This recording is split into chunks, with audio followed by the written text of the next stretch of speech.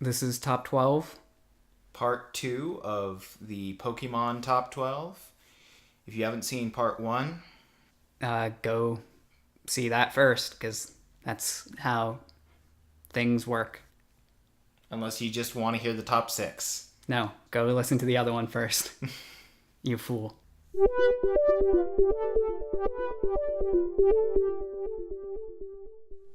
Number 6. Well, when we left off with number 7, my number 7 was Vulpix. My number 6 is the Alolan form of Vulpix. Ah, of course. Of course, the two Vulpixes are split across separate lists or separate videos, podcasts. What are we doing? What kind of show is this? What is this? I should have known. I should have known Alolan Vulpix was going to make your list. I can't believe I didn't see this coming. So, Alolan Vulpix is just everything that I want. Well, clearly not everything, because otherwise it would be number 1. Yeah, I actually, yeah. Why is that not number 1? There are just a few things that just take it one step higher for one reason or another. All right. Or see. But it's Vulpix. It's everything that Vulpix has, but with the added benefit of instead of being fire, it's ice. Which I'm way more into like water and ice Pokemon than I am into fire Pokemon. Though while making this list, at one point I looked through what Pokemon I still had on the list and found out that 25% of them were fire types in one form or another. So maybe I like fire type Pokemon better than I thought, but Yeah. But the Alolan Vulpix, the fur is white, right? oh yeah. Which I think you prefer over the red fur. I think that they both look really nice, but if I had to choose one over the other just based on the look, I would go with the white one. Right. Yeah, that Alolan Vulpix just seems like very you. Like, that's kind of... Yeah. Of course that's on your list. Of course. Um, I went into a store a couple months ago, just saw an Alolan Vulpix plush, and then found myself having purchased it without realizing what I was doing. you just blacked out. I just basically blacked out, bought the plush, and then realized after the fact. The spirit of the nine-tailed fox possessed you. Essentially. Well, my number 6, maybe less obvious, but what was my number 7? Zapdos. Right, Zapdos. And so you think, what tops Zapdos? Well, there's one Pokemon to rule them all. Mew. Yeah, Mew in my mind is just the ultimate Pokemon. Just like I said, it's the ultimate thing, but then why do you have 5 things higher than it? Look, you know what? I will explain that. I will address that in a minute. But yeah, as a kid, I saw Mew as kind of the god of all Pokemon, like all powerful to some degree. And I still kind of see it that way, but I think of him more as like a Tom Bombadil kind of character, where it's like Tom Bombadil is from the Fellowship of the Rings, if you're unfamiliar. He didn't make any appearance in the movies, but played a part in the book. Right, yeah. But he's this incredibly powerful being, but he's just got no real interest in dealing with like other people's affairs, and would just have like way more fun just floating around, like hanging out, being a Mew.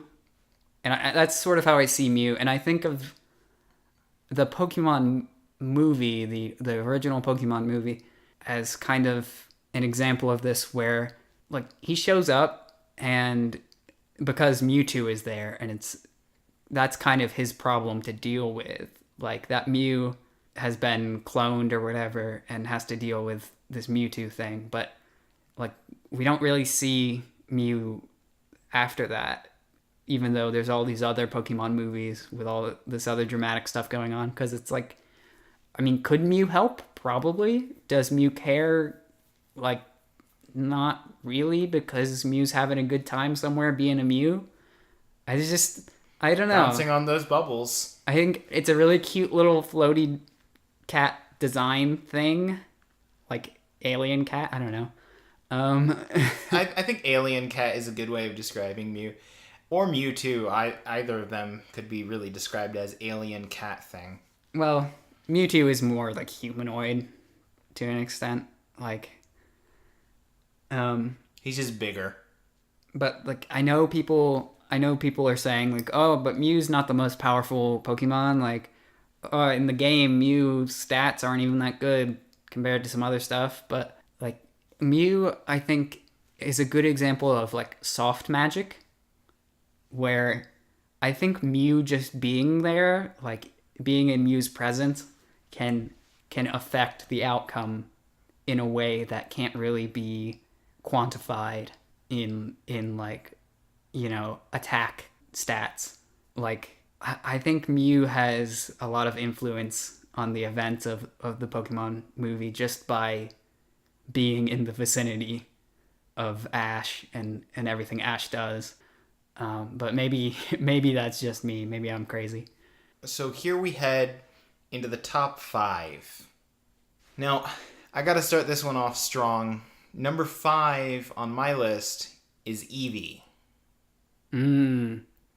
Now, I said in the first part that Vaporeon is my favorite evolution, but I don't count Eevee in that same category because Eevee has good design and its biggest strength is its versatility. If you get an Eevee, you can take it down any of the paths that you want. It has potential. It has potential. It has not unlimited potential, but more potential than any other Pokemon because of how many different evolutions you can take an Eevee to. Well, maybe Ditto could give it a run for its money, but yeah, more potential than any other Pokemon. I think it's fair.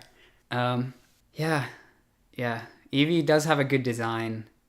I still prefer Jolteon over Eevee itself, but Right, as far as design is concerned, I prefer Vaporeon and probably Espeon, Umbreon, and Jolteon just from a pure like visual standpoint. Mm-hmm. But what gives Eevee that much of an edge is just the sheer directions that you can take Eevee into. Yeah. And they're still adding more. You had 3 originally. They added 2 in the 2nd gen. They added 2 more in 4th gen. They added another one in, what was it, 6th gen or 7th gen? No, it was 6th gen. Yeah. Sylveon. Sylveon was added in.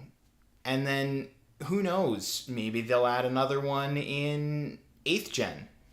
Yeah, we don't have a rock type We don't have a dragon type.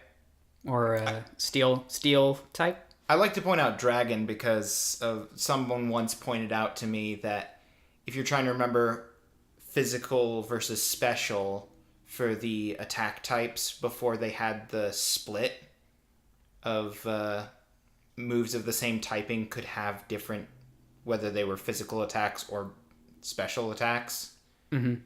Before they split that up, if you wanted to remember what typings counted as special, it was, is there an evolution for it, or is it dragon?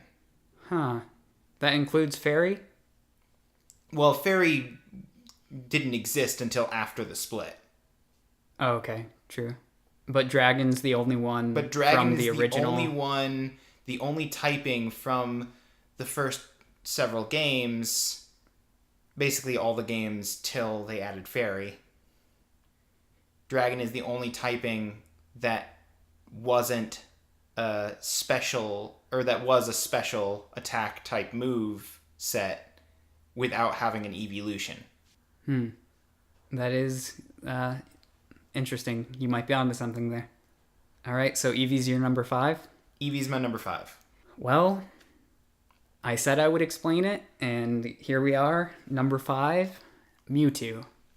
I know I said no Pokemon is stronger than or better than Mew, more legendary than Mew, but that's not what this list is about. This list is about favorites, and we've got 5 more to go, and Mewtwo is just about as epic as Mew, but looks way cooler and is just pretty awesome as a character.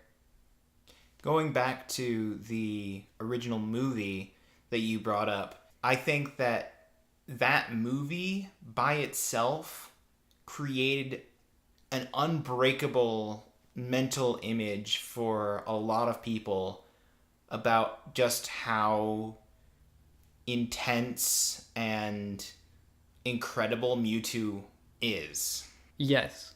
Okay, in that movie, he's the most interesting part about Mewtwo in that movie is how much we get to hear his thoughts and like his like feelings and things. Like he has an actual voice. Like the only other Pokemon that I can think of that talks is Meowth, but Meowth is like maybe a bit less interesting than Mewtwo. Mewtwo by far I think is the most intelligent character in that movie, Pokemon or human aside. Like he's clearly like incredibly smart and but also powerful, and I think his design reflects that, and I think his portrayal in the movie is spot on, and that's yeah. Is also like without a doubt the most powerful thing they had encountered up to that point in the series. Like this psychic creature has just taken control of all of your Pokemon. Like, you know, there's all these trainers hanging out, and they're almost, you could see them debating of like, oh, my Gyarados is the most powerful thing. It's like, no, my Charizard. It's like, no. None of those matter at all. I'm just gonna control their minds because I'm that powerful and I have psychic abilities and I'm Mewtwo. Hello. Like that's the introduction there, and it's like nothing that no other Pokemon that you have matters at all because I will just take it from you and it'll be mine now. All right. Menacing but intelligent, the best kind of villain. So for number 4, my number 4, which you may or may not have expected to be on this list, is Staryu. Huh. I thought that was going to be your number... Now I'm trying to think. I kind of thought it would be your number 1, and now I'm... Or 2. Number 4. Okay, so you've got 3 more after this. This is Staryu, though. Staryu, right. So maybe Starmie is on this list. Maybe Starmie is on this list. We'll see. We'll see. But after going through it, Staryu just has good, simplistic design. It's just a 5-point... What color is it? Like brown, orange? Sort of a... Yeah. Like... What are colors? What are colors? A dark tan. Orangish. Basically, like a brown... Here we go with that brown color again. Just really pretty simplistic in its design. It's just a starfish. That's basically what it is. It's a starfish, and it's got like a gem in the center. Right. Super simplistic. Just love the design. Water type, because, I mean... Starfish. I don't know what else to say. It's just I wasn't necessarily expecting Staryu to make it as high as it did. Huh. Okay. I feel like I'm learning some new things about your preferences that I didn't know. But still, number 4 is pretty high. I think you appreciate a good starfish Pokemon. I do appreciate a very good starfish Pokemon. I like stars. I like fishes. I like starfishes. All right, my number 4, Sandshrew. I know Sandshrew is a weird choice to come after. What was it? Zapdos, Mew, and Mewtwo all in a row, Yeah, yeah. Zapdos, Mew, Mewtwo, and then all in a row, and then Sandshrew. and then We're just Sandshrew. moving up the ladder. Yeah, the ultimate pinnacle of Pokemon, Sandshrew, the true legendary. I've I don't know. I've just always liked the design, and I I don't know if it's the neutral colors or what, but I also feel like a closeness to Sandshrew, and yeah, I just like seeing them and stuff. I I don't remember what it was exactly. I think it was maybe a short, but I remember there was one there was this one scene where Sandshrew was like running away and then like faced a brick wall and was perfectly camouflaged with the brick wall.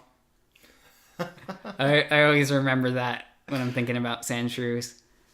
Um, just a good little guy. Plus, he can like roll up into a ball, which is always great.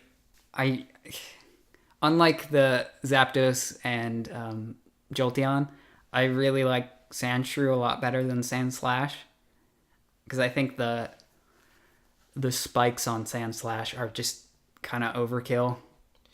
Yeah, I think that design works better for an electric type than it does for Sandslash. Yeah, I mean part of it is just I think Sandshrew is like cuter and like you could imagine picking up a Sandshrew and giving it a hug, whereas Sandslash it's like, oh, you're just a spike ball. Right. Well, like I was saying in the last part, you've got the first forms are designated the cute ones, and later forms are designated as the intense, like deadly ones. Yeah, but those ones just come off as less friendly, I think, to some extent. Right. Anyway, Sandshrew, all around great Pokemon. Okay.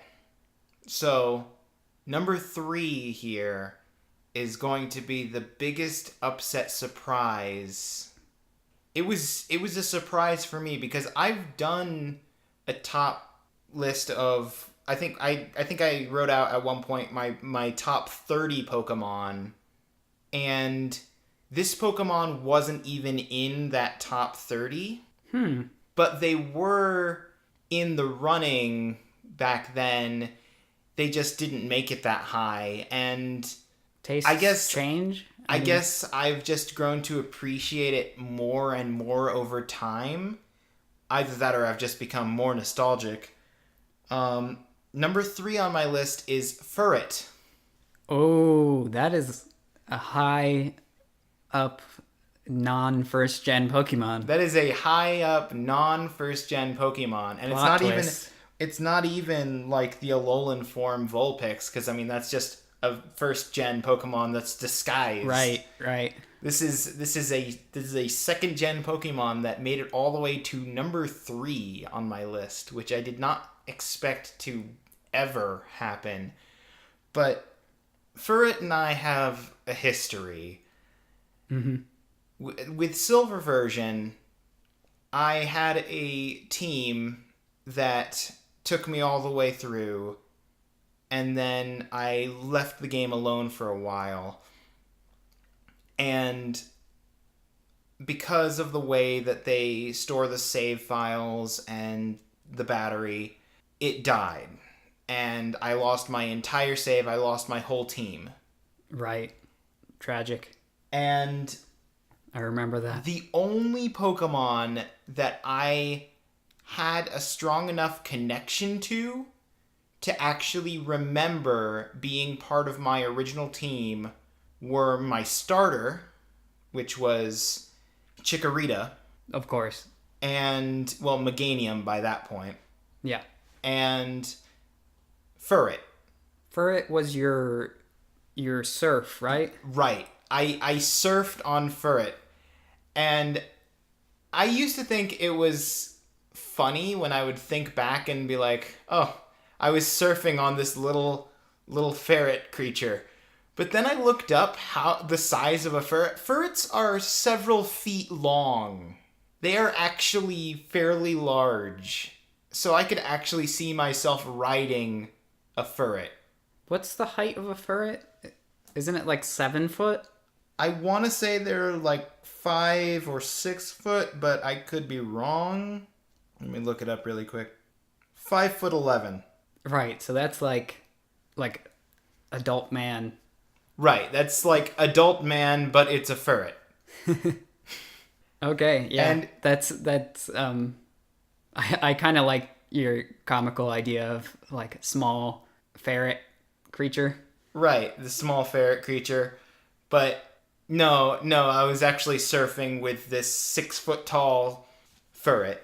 And then to top all of that off, ferret just has a really cute design. Like, you wouldn't get that from Sentreat. Its earlier form, which I think just looks ugly. As this weird, like, rabbit-eared, raccoon-tailed squirrel thing ball. Oh yeah, that's one of those ones where kind of like Venonat and like Butterfree, where it looks like weirdly like they don't match up. Like that one almost looks like it should turn. It almost looks more similar to like Hoot Hoot than Furret in some ways. Like it's not even like furry really. Yeah. That is strange. I never realized those two. I guess that's gonna give away how much second gen I've played, which is actually a fair amount on Crystal. But I actually didn't realize those two were connected. I had seen them independently and just never made the connection because they don't look very similar. They really don't. But yeah, Furret, number 3. All right, my number 3. I think on the average person's list, like if we were to just collect everyone's list and average them out, I think my number 3 would probably be the average person's number 1. Ooh, I kind of want to guess now. Yeah, do you want to take a guess? I'm gonna guess Charizard. Yep, there it is. Yeah, it's, I mean, arguably the most iconic aside from Pikachu. Like Charizard is just like Charizard and Pokemon go hand in hand. He's just epic. Plus, just essentially a dragon.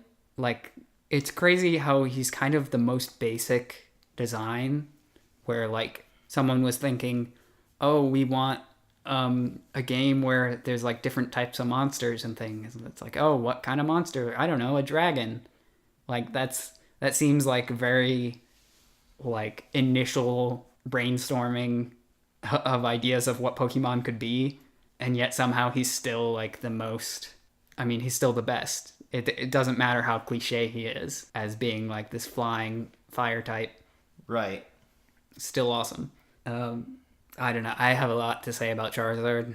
I guess to start, or say in the same way that you have a personal connection with Ferret. Furret. Yes, I have a personal connection with ferrets. Of course. As we're recording this, he's actually covered in ferrets. They're just crawling all over him. They're very quiet. As in the same way that you have a personal connection with Furret, I think I've got a very strong personal connection with Charizard. My first Pokemon, when I was playing Blue version, was Charmander, and he very quickly evolved into a Charizard. Of course, I was really little when this when all this was happening. So I didn't really know where to go most of the time when I was playing blue version. I mean, I still don't when I play video games. A lot of times you're like my walkthrough. Right. I'm the living walkthrough for video games. I just have maps. My brain doesn't store normal information. It stores game maps Right. and guides. And I'm very familiar with that. So I just free up the space. It's like I don't need this. I'll just ask you when I don't know where to go. So I when I was very small, we didn't have this system down in the same way we have it today. So I just didn't know where to go and didn't know to be like fighting the gyms and things. So Charizard very quickly stopped listening to me because once they reach higher levels, if you don't have enough gym badges, they won't listen to what you tell them to do. Which was great though, because I would be like, Charizard, use flamethrower, and he'd be like, nah, I'm gonna use cut or whatever. Which that's a whole other story, but it kind of added to the connection though, because it was like he had some personality. He didn't always want to listen to what I thought he should do. I mean, he would usually destroy things in one hit regardless, but yeah, it was a good time. But outside of the game, if we look at the show, Charizard obviously has a huge role in the anime. But when I think back on my memories of the show, the moment with Charizard that stands out the most to me has got to be from the third Pokemon movie, which, if you don't remember, was the movie with Entei. And there's a scene where I don't really know how Charizard, I can't really remember how Charizard even knew Ash was in trouble. Because, okay, back a little bit of backstory here. Ash ended up leaving his Charizard at this, like, Charizard sanctuary place, which is, of course, the show's way of conveniently emptying his team so they can put all of the new shiny Pokemon. So, like, look, get all these Pokemon. These are the ones that Ash is using. Right. Yeah, he's got to discard his old Gen 1 Pokemon. That way they can show off all the Gen 2 and Gen 3 Pokemon he's collecting. Like, but that's, I guess, a nice way of just throwing away your old friend. He's leaving him behind at a Charizard sanctuary, because that's where Charizard wants to be with all the other Charizards. One of these days we'll find out about Primeape being the true champion that he was left behind to train to become. Yeah. Primeape, champion fighter. They really should go back and clean up some of those old plot lines that they left open-ended. I mean, they got Misty her bike in the end, right? Oh, yeah. And then she immediately left. Anyway, yeah, so Charizard's at this Charizard sanctuary, and somehow he hears whispers on the wind of Ash being in trouble, and he up and leaves, and he flies off. And here in the Pokemon movie, Entei is like having this conflict with Ash, and like it's almost like an argument, and then it ends up Ash is falling off a cliff, and Charizard swoops in, catches Ash, like saving his life. He's not even on his team at this point, really. He's been out of the show for a while, and then he after showing up, there's Entei, who is a legendary Pokemon, and Charizard just fights him and is like going head to head with this legendary, and in one of probably the most epic fight in all of Pokemon. I mean, that's my memory of it anyway, is they go head to head for a while, and Charizard holds his own. Like, he's by no means should be able to against a legendary, but Charizard, I mean, not only saves Ash's life, and I think Pikachu's life, but also just fights this legendary like it's nothing. I don't know. Charizard's it's hard to beat that as far as being an all around awesome Pokemon. Well, now you're making me regret that I haven't seen that movie because every like I've seen the first 5 movies or so except that one. I could have sworn you'd seen. I don't know when I saw it that you didn't, but it must have. I think it was like when it was new, Probably. and I don't know how you weren't there, or maybe if you just don't really remember. But yeah, I'm just saying I don't remember a scene in the anime where Venusaur or Blastoise take on a legendary. I don't recall that scene. Well, that's because Ash didn't have a Venusaur or a Blastoise. He just had Squirtle and the Bulbasaur. Charmander was the only one allowed to evolve. Is that right? He is didn't his Squirtle evolve? No. Well, that might have something to do with it too. Anyway, it's the most obvious choice. Like I said, I think it's a lot of people's number ones, but it's well earned. Number 3, Charizard. So, my top 2, I am not 100% sure if they were the same top 2 as the last list I made because I lost that list. But I'm almost certain that they are because I feel like these 2 have been my top 2 for as long as I can remember. And number 2 itself is actually a favorite Pokemon of several of my friends, Haunter. Ah, so I had Gengar as my number 12, and here you are with Haunter as number 2. Haunter as number 2 because Gengar is nice looking and Ghastly is all right, but Haunter is a weird situation where the middle evolution is actually not just this awkward stage between the cute and the menacing because they're ghosts. They're designed to be menacing all the way through to some degree. Yeah. And you've got this great design of just the floating ball that's more physical than just the gas that is Ghastly. Right. But it still is spectral. It's got the floating hands and the sort of purple spikes.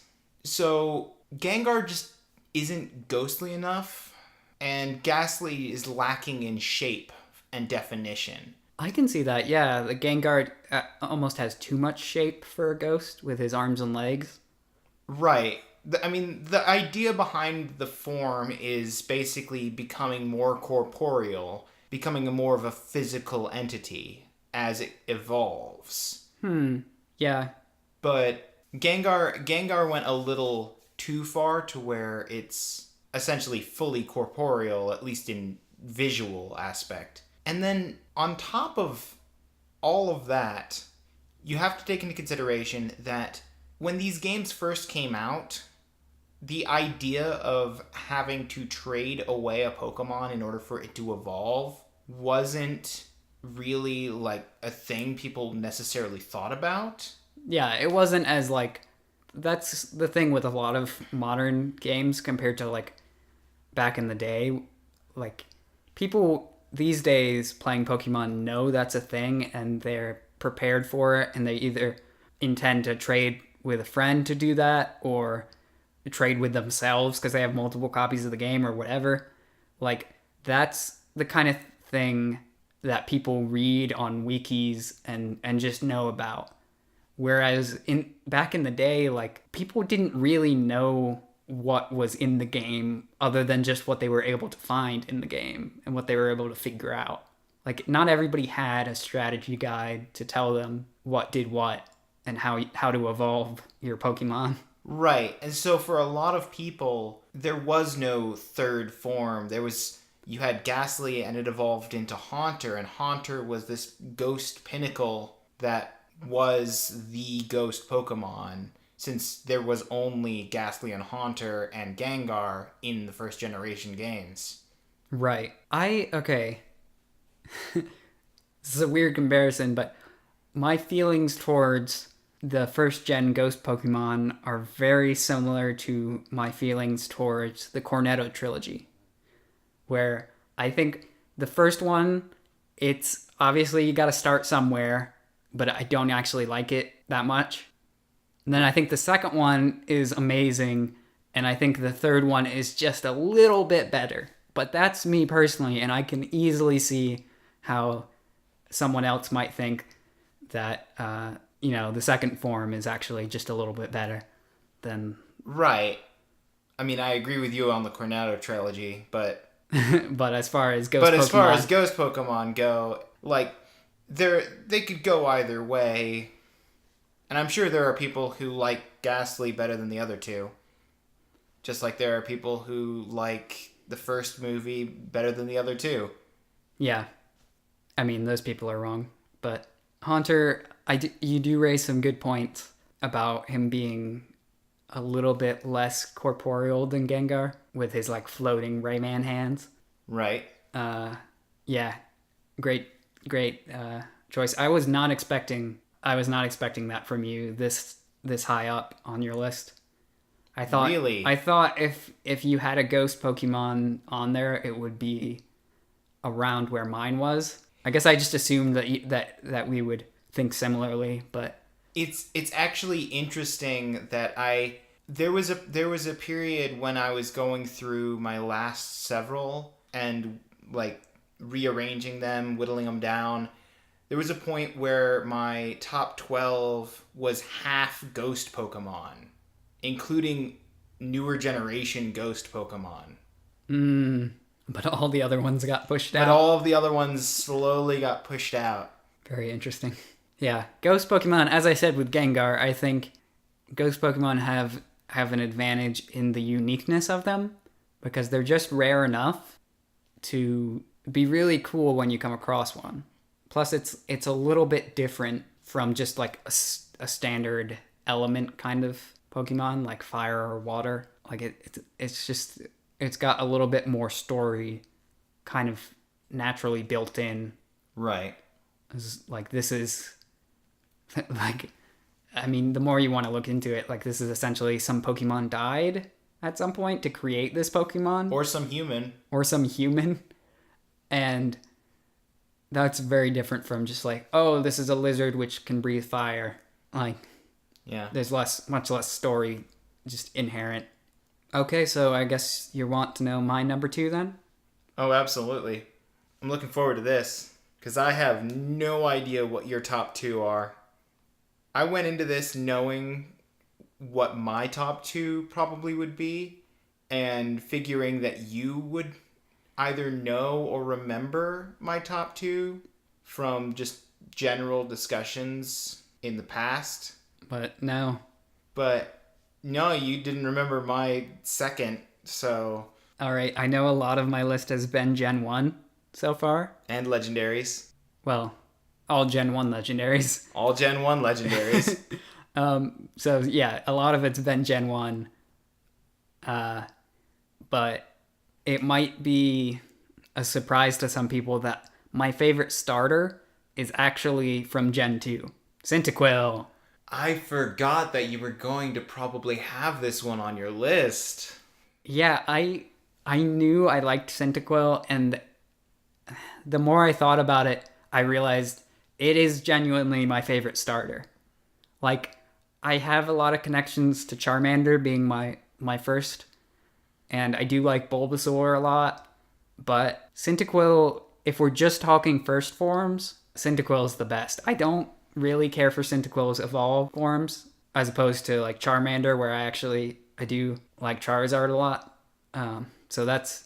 Nobody ever talks about Charmeleon. He's the weird stepchild. Well, I think I used to like Charmeleon more than I did, or than I do now, because I used to think he was kind of cool, but now I realize he's just like that typical anime character or like cartoon character being cool, where it's like you're actually just a jerk. You're just like Right. you're cool. Your idea of cool is not very cool.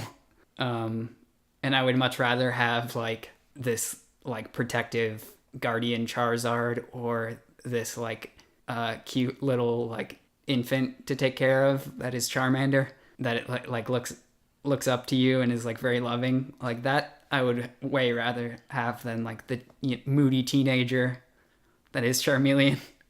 But that aside, Cyndaquil is great. I love the name and the design. Like, I think a lot of later gen Pokemon get some slack for having cheesy names or like just like they're running out of ideas and they just make whatever they can think of into a Pokemon. I think Cyndaquil is not even close to that. I think it's a very creative design and yeah, it's good. I agree. I didn't have that many starters that made it to the last round of me eliminating things, but I did have Cyndaquil on there. Yeah, I've always liked Cyndaquil, but I think what really solidified like me realizing that he's so high up on my list was when I played Super Mystery Dungeon on the 3DS. There's this quiz at the beginning of that game that is supposed to determine, based on your personality and whatnot, what Pokemon you are from a list of. It's mostly starters. It's just like whatever the options are for Pokemon you can play as.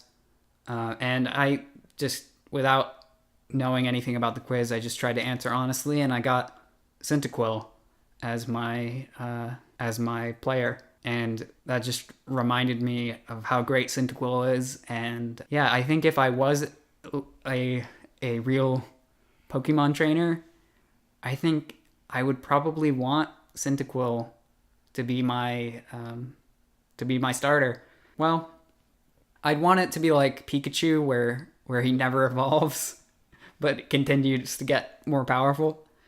Um, if I was gonna have one that would evolve, I might be better off with.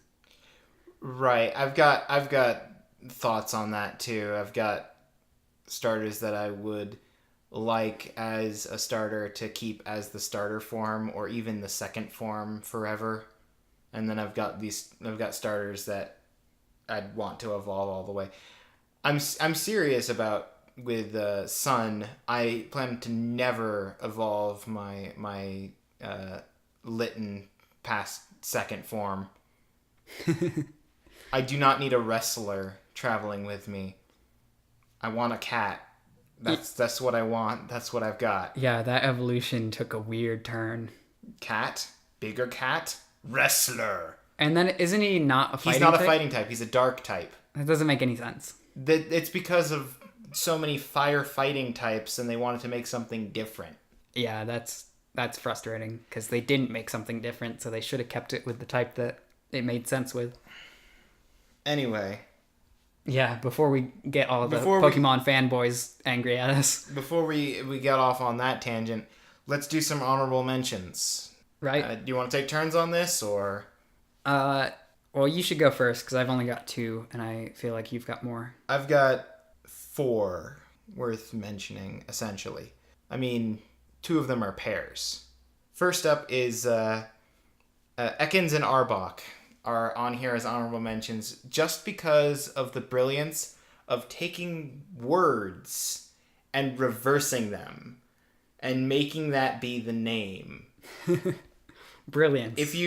Yes. If you've never noticed, Ekans is actually just the word snake spelled backwards. And Arbok is cobra. Yep. You just gotta flip the letters, just spell it backwards. It was incredible the first time that someone pointed that out to me. Yeah.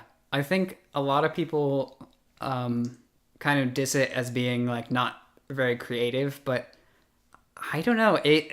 I think at the time that hadn't been done a lot, and I mean, it still to this day fools people. Like, I know a lot of people who didn't know anything about Pokemon recently learned a little bit about it because of the popularity of Pokemon Go.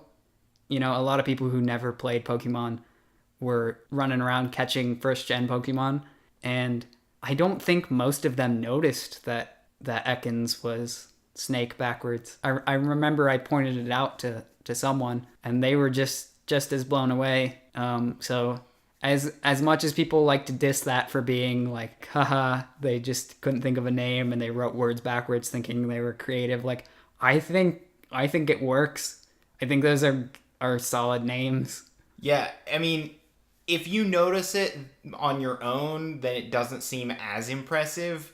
But if you don't notice it and only find out about it because someone else points it out to you, it sticks out as more impressive just from having fooled you personally. Yeah, especially if you're just playing the game for a long time and like you go a while without noticing it. Like if your first introduction to Pokemon or first gen Pokemon was like reading like a wiki page about them and it says right on the first line that it's like snake spelled backwards and it's like, oh, well then there was never a period of time where it had the opportunity to fool you. But I think for most people in the way that they experience the games, it's or the show, yeah, that's a worthy honorable mention. Plus, like Jesse had Ekans. Which evolved into Arbok. You got another one? Oh, yeah, I've got another pair, actually. So another pair that I've got on here is Voltorb and Electrode. Because they are literally just the Pokeball as a living Pokemon. And not only is that like super simplistic, really basic, just again, you could think of it as lazy, but the brilliance and the reason why I feel they're worth mentioning as an honorable mention is because of in the first gen games, when you were walking around, you would see Pokeballs on the ground that were items. And you would go over and hit A to pick up the item, and you would just get whatever it was, be it a TM, a potion, actual Pokeball. Right. But an area that you can get to in the later game, the power plant, you're just going around the power plant and you see the Pokeballs and you're like, oh, free items. There's a lot of items here. And you go up to one and bam, they hit you with a Pokemon battle because that item was not an item, it was a Voltorb. And they just had Voltorbs and I think some Electrodes that were just basically they were just on the map as items. And so if you went around and picked up every item in the power plant, you would end up fighting 5 Voltorbs and 2 Electrodes or something like that. That's great. Just because they looked like Pokeballs, and the Pokeballs are how they showed items on the map. Yeah, I have to be honest here. I can't really back you up in the same way I was with Ekans and Arbok. I personally do think that it's a little bit lazy design-wise to have the Pokeball. And, like, kind of nonsensical. But I guess I get it. They're not my favorites. Especially Electrode, because, like, the colors are switched. Which, like, if you're gonna have a Pokeball as a Pokemon, at least have the colors in the correct way. I don't know. Right. Not a fan, but mostly it was on there for the item thing. I do appreciate that item thing. Yeah, it would be great to think like, oh, I'll get this free item, and then you have to fight this Voltorb. That's good. Reminds me a little bit of Wind Waker when you break the jar and the pig guy jumps out of it to fight you. Right. It's like you think like, oh, I'm playing Zelda. I'm just gonna pick up these jars and smash them to get the gems. It's like, no, there was a monster in that one. So what do you have for honorable mentions?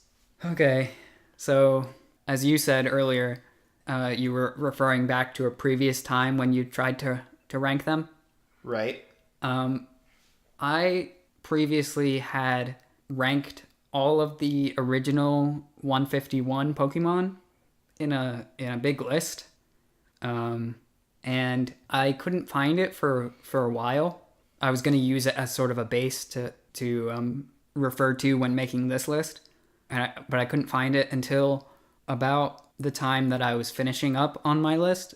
I actually came across it, and it is very different. Actually, is I think I'm much happier with this top 12 list than I am with that old one. I for one thing, like Charmeleon, I think was much higher up than he should be, and various other differences. But to my surprise, when I scrolled all the way down, I found number 151 on that list. The very bottom spot was Cloyster, and What? there is no way that Cloyster is that low anymore. I think previously I just saw Cloyster as sort of like a nothing. Like I didn't have much opinions one way or the other, so it's like those are obviously the ones that were at the bottom of the list. I think Execute was pretty far down, and Electrode was also down there. But Cloyster, I feel, is worthy of an honorable mention here, as in part as an apology for being so low on that previous list, because Cloyster was actually in the running for this one, like easily top 40 Easily. of all Pokemon, not just first gen. And I most of my opinion on Cloyster, it comes from recently I played the game Pokemon Quest, which is sort of a it's like a mostly idle Pokemon game that's come out more recently. It's free to play. It focuses on like a cooking element, but also focuses on building your team. And you equip your team with different stones, which give them different abilities. And essentially, I came up with this strategy, which I use to I actually used to like beat my way through the last couple levels of that game and defeat Mewtwo at the end. And the key element to that strategy is Cloyster. My Cloyster in Pokemon Quest only has one move, and it raises the defense. And I've got it equipped with stones that will share that defense or share that status effect onto my other members of the team. So plus on top of that, Cloyster's got like some of the highest HP out of all of my Pokemon in that game, and so it's just those things combined. Cloyster is my tank, and the one Pokemon that I will never take off that team because it's too important. Like with that strategy and with Cloyster carrying the team, I can beat levels that are thousands of points higher than what the game tells me I should be able to win at. And just I think that alone, I've bonded and become a lot more appreciative of Cloyster. So that's my honorable mention, Cloyster. So I've got one more pair and then an individual one. But if you remember, I said for a while half of my list was ghosts. My last honorable mentions go out to some of the ghost types that I more recently discovered and wanted to put on my list for one reason or another, but just couldn't bring myself to put them on the list. So first we have Litwick, which is just super basic design. It's just a living candle. Yes, okay, this one I came across too, and I kind of wanted to put it on my list as well, but there's just too much. There's everything gets pushed down, because you got to narrow it down. That's the whole thing here. Right. But I do Litwick. I had seen the chandelier one. I forget the name. I don't remember either. I thought that was kind of cheesy. I thought it was over designed. Yeah, but I think Litwick makes me appreciate it a lot more. Right. I appreciate like this simplicity of the ghost candle. And And I could see where, if you're trying to evolve a candle, that's where you would go with it. But in my attempts to try and keep Litwick on my list longer, I looked up some Pokedex entries, and Litwick doesn't have much in the way of Pokedex entries, but they basically all say the same thing of the light from its candle is powered by energy that it takes from humans or Pokemon that come near it. It basically absorbs energy and life force from creatures that come towards it to power a candle light. it's a little leech. It's a little energy leech. Litwick has lifelink. So there's that one. Now my final honorable mention has to go out to not Golem, but the two ghost type Pokemon that are based very heavily by their design on golems. So I don't know if you've seen Golett or Golurk. I don't remember just off the name. Do you have a picture? I can get one real quick. Huh. So that's Golett. Okay. So, yeah. That's actually more of what I would picture with a golem more so than the Pokemon golem. Right? And that's Golurk. Yeah. And that's the evolve form? That's the evolve form. Yeah. Okay, good, because that's just like a buffer version of the previous one. Right. And it's just, and they're ghost ground, but they're just such good designs of literally golems in like the traditional mythological sense, fantasy, whatever. Yeah. It's like a fantasy golem, like in the sense that it's like a guardian made out of a thing, like it's made out of rocks, and it's like it looks like it's ready to fight someone, and it's kind of humanoid shaped. It's way more of a golem than the round turtle thing. Said to have been invented by ancient people to serve as a laborer. Huh. So it's quite possible that this literally is a golem. Yeah, and they've managed to survive on from those times, and are recognized as like one of many Pokemon. Right.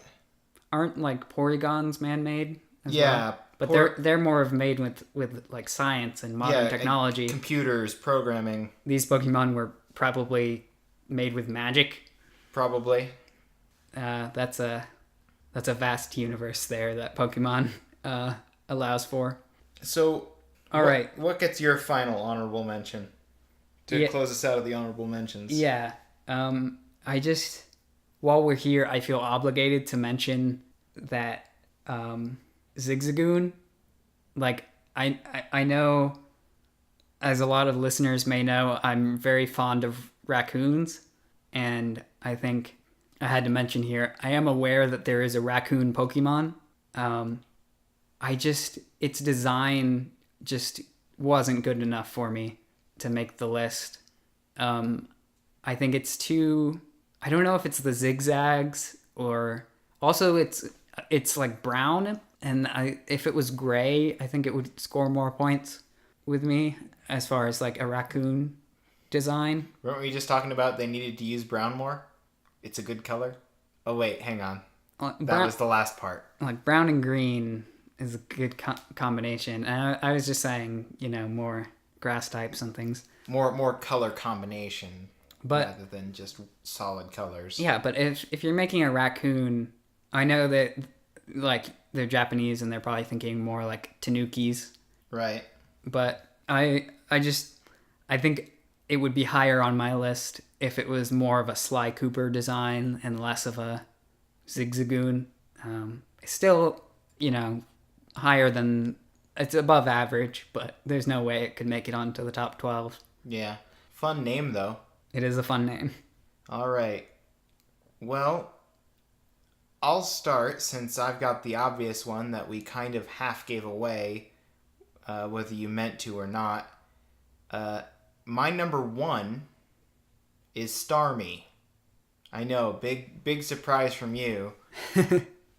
Yeah, It's not like I talk about Starmie as the best Pokemon all the time. I think I knew so well that you liked Starmie that I expected your top two to be Starmie and Staryu. Right? So I was surprised to see Staryu lower on the list, and I also kind of just was not expecting Haunter to be that high up because he just gets overshadowed. Yeah. Come to think of it, I would have also predicted Ponyta being on your list somewhere. Ponyta was on the list for the longest time as I was going through and finishing off, and only just barely got knocked out of the bottom of it in the last like 5 or 10 Pokemon that I was going through. Yeah, I know we already mentioned several times, but that was probably where Espeon and Umbreon were for me. Or Espeon, I Yeah, think. Espeon was literally number like 14. Yeah, Espeon like higher than Umbreon for me as well, but yeah, just not quite high enough. And actually, interestingly enough, when I was going through and did a final shuffling of things at the end, Vaporeon actually held the number 13 spot, and Ninetales held the number 12 spot for basically the entire time I was going through the last 75 or so Pokemon and rearranging them till I had my top 12. And then at the very end with Vaporeon in the number 13 spot, it just sort of shuffled its way up, as did Ninetales a little bit. Yeah, sometimes you really gotta look at a list and think like, do I like this one more than that one? In that way you can kind of shuffle them around slightly right at the end.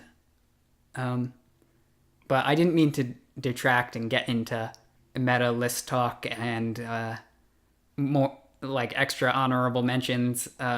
You were saying Starmie. Starmie. Starmie is essentially Staryu, but the colors, I like the colors more. Mm-hmm. A slightly more elaborate design, but not like overdone. Yeah. Just basically Staryu, but bigger, better, and nicer looking. Yeah, I can agree with that. Yeah, like they added to the design, but they didn't overdo it. Right. And it's obviously well within your preferred typing. Obviously. Little known thing. Since I've been so focused on talking about how much I like water types and ice types, my other favorite type is Psychic. But you wouldn't know that from the list that actually made it. Basically, my top two types are water and Psychic. But Golduck couldn't hold out. Mew and Mewtwo were both right at the end, top like 20, 25. Yeah. Kadabra. I know a lot of people probably like Alakazam. Yeah, I had Alakazam in the running on mine. A lot higher, but I just, something about Kadabra just sticks out better for me. All of these psychic types just and water types that are associated with psychic stuff just sort of squeaked out, just barely outside of the top 12. Like I said, Espeon was like 14, but Starmie, water, psychic, sort of the best of both worlds as far as typing is concerned. Yeah. All right. So that's my number one. Now, I have no idea what your number one would be because even trying to think, we had conversations about Pokemon that you liked. I knew you liked Chespin. I knew you liked Cyndaquil. I should have remembered that you liked Esper because I sort of knew that at one point. But I'm and Charizard, of course. I'm out of ideas. I don't know what your first choice could possibly be. All right, here it is. Number one Pokemon of all time, all generations. Cubone. Oh, how could I forget Cubone? He's just such a lonely boy. I know like a lot of people are like familiar with his backstory from the Pokédex entries and stuff about wearing his mother's skull on his head or whatever. And it's like that's kind of cool, and it adds to it. But that's not really where I'm coming from. He's just his whole like personality and just he's just such a mood. Like I don't know how else to explain, but yeah, I love his aesthetic, and like I know he's a little bit edgy with like the skull and stuff, but I think because his skin is more of like a tan color, I think he gets much more of a like a Western cowboy kind of vibe, more so than if he had black skin with the skull, he would be seen as like much more edgy, and just that would be like less, I guess, less appealing to me. But I don't know. I like Cubone. He's sad a lot, but he's got good reason. Like he's not like Charmeleon where he's just being moody for no reason. Like he's wearing his mother's skull on his head. Like he's had a time. But it also means that like when Cubone is happy, like it's the most pure thing, and it's like really just a genuine happy little Pokemon. Like because he's sad so much that when he is happy, he really means it. And I've even got a little happy Cubone keychain on my keys, so I can carry him around with me. Uh, it's Cubone's just the best, and I just relate a lot to Cubone, and that's my number one. No, that's pretty good. So that was our top 12 Pokemon. Hope you enjoyed, and if you did, don't worry, we've got several more planned. I don't know if I should say what the next one is. Uh, or hold off on saying it. But definitely going to be something very different. Yeah, yeah. There's going to be quite a variety, but a lot of them are going to be tending towards nerdier stuff. And, like, we'll definitely have more Pokemon lists in the future. We have to lean towards what we know, because you can't really make a list on stuff you don't know. But the topics will vary, so... As you'll find out next time that we do top 12. Until then.